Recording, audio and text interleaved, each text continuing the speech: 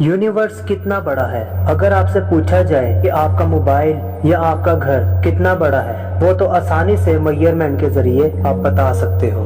लेकिन जब बात यूनिवर्स की आती है तब ये इमेजिन करना भी मुश्किल हो जाता है। तो आज हम इसी टॉपिक के बारे में इस वीडियो में आपसे बात करेंगे। ये जमीन जो हमें बहुत बड़ी लगती है, जिसमें हजारों रियासतें, अरबों इंसान, अनगिनत मज़ाहब और लाखों नजरियात बसते हैं, दरअसल बहुत ही छोटी है। हम आपको कायनात के उन वसतों के सफर पर ले जा रहे हैं जो जो हम अपनी जमीन और निज़ाम शमसी के अंदर दाखिल होते चले जाएंगे, इतना ही ये सफर माजी का सफर बनता चला जाएगा, यहाँ तक कि हम आपको जमीन से दूर और आसमान के उस नुक्ते तक ले जाएंगे जहाँ से ये खेल शुरू हुआ था।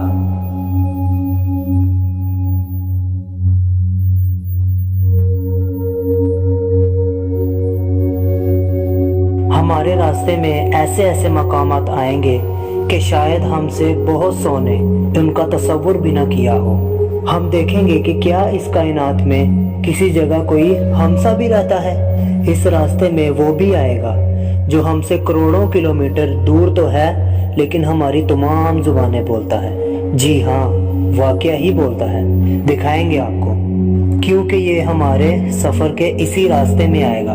हम अपने इस सफ़र में वो सियारे देखेंगे जो हमारे मुस्तकबिल के घर भी हो सकते हैं। मेरा नाम है शाहजेब और मैं आपके लिए लाया हूँ ब्रांड न्यू सीरीज इस कायनात और चांद के बारे में। मैं अपने प्रोग्राम का आगाज करूँगा 3,84,000 किलोमीटर दूर पहले पड़ाव से, क्योंकि सबसे करीब तरीन यही जगह है जहाँ हम लैंड कर सकते हैं।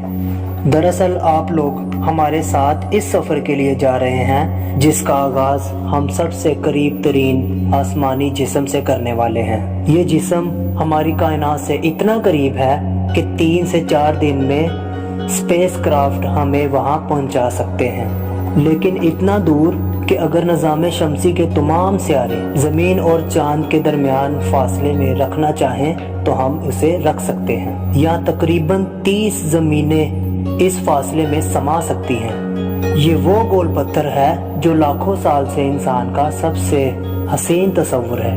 हमारे बचपन में यहाँ कभी एक बुढ़िया चरखा काता करती थी, लेकिन 20 जुलाई 1969 को जब नील आर्मस्ट्रांग और बुज एल्ड्रिन ने चांद पर कदम रखा तो इसे कोई बुढ़िया ना मिली। लेकिन इसके बाद भी 6 मरतबा जो मिशन चांद पर गए, इन्हें भी नहीं मिली। साइंस ने कदीम ज़माने की एक खूबसूरत कहानी हमसे हमेशा के लिए छीन ली।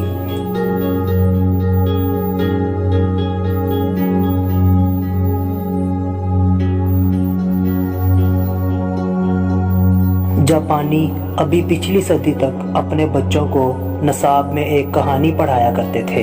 एक बहुत कमजोर और बहुत बीमार बूढ़ा चादर ओढ़े जंगल में लकड़ियां जलाकर हाथ सेक रहा था। इसकी नजर सामने की झाड़ी पर पड़ी, जिसके पास गीदड़, खरगोश और बंदर एक साथ खेल रहे थे। बूढ़े ने कुछ सोचा और इन्हें आवाज दी और कहा कि मुझे कुछ खाने के लिए ला दो, वरना मैं भूख से मर जाऊंगा। बंदर छलांगे लगाता नदी पर गया और वहां से मछली पकड़ लाया, जबकि बुद्धू और सुस्त गीदड़ ने बेवकूफ़ी की और एक छिपकली मारकर बूढ़े के आगे रख दी।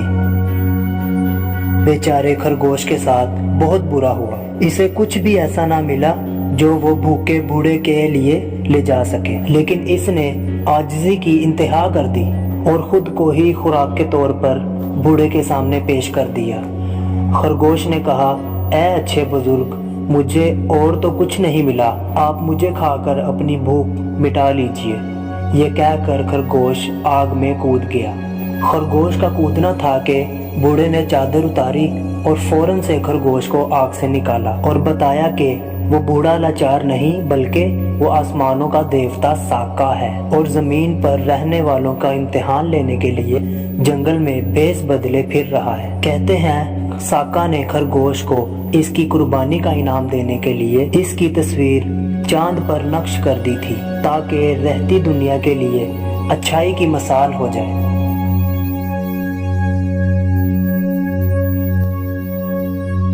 یہ اور اس قسم کی کئی دوسری کہانیاں دنیا کے ہر کونے میں مشہور تھیں۔ آج بھی تحقیق اور جستجو سے جی چرانے والے افراد بہت سی ایسی داستانوں پر یقین رکھتے ہیں۔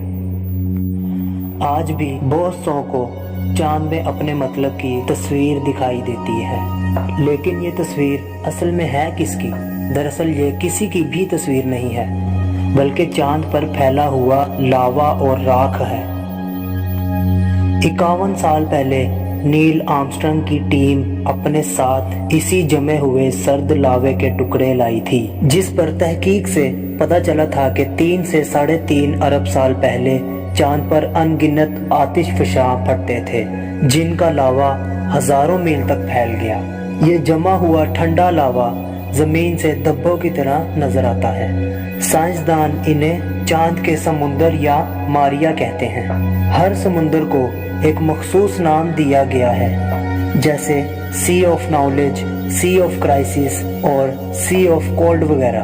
اور جو جگہ چاند پر ان سیاہ دھبوں کے علاوہ ہیں اور زیادہ روشن نظر آتی ہیں، انہیں آپ صحرا سمجھ لیں۔ یہ دراصل وہ راکھ ہے جو چاند پر آتش فشاں پھٹنے سے پیدا ہوئی اور پہاڑوں پر برف باری کی طرح چاند پر پھیل گئی۔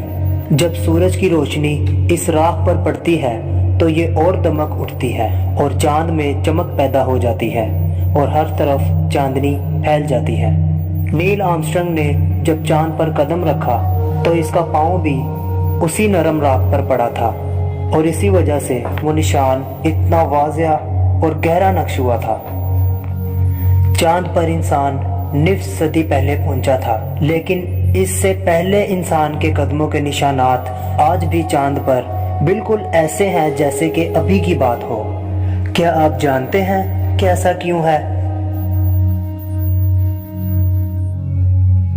اس کی وجہ یہ ہے کہ چاند پر ہوا، بادل اور بارش نہیں ہوتی، کیونکہ چاند کے گرد ہماری زمین کی طرح گیسوں کا ہالہ یا غبارہ نہیں ہوتا۔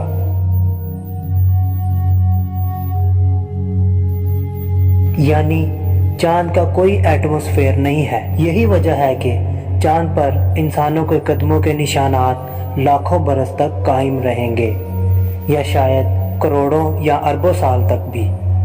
یہ صرف نیل آرمسٹرانگ کے قدموں کے نشان ہی نہیں، ایسے نشانات جو چاند پر 12 مزید اسپیس کرافٹ کے نشانات بھی موجود ہیں، جو اپولو 11 کے بعد اپولو 12، 13، 14، 16 اور 17 کے ذریعے چاند پر پہنچے۔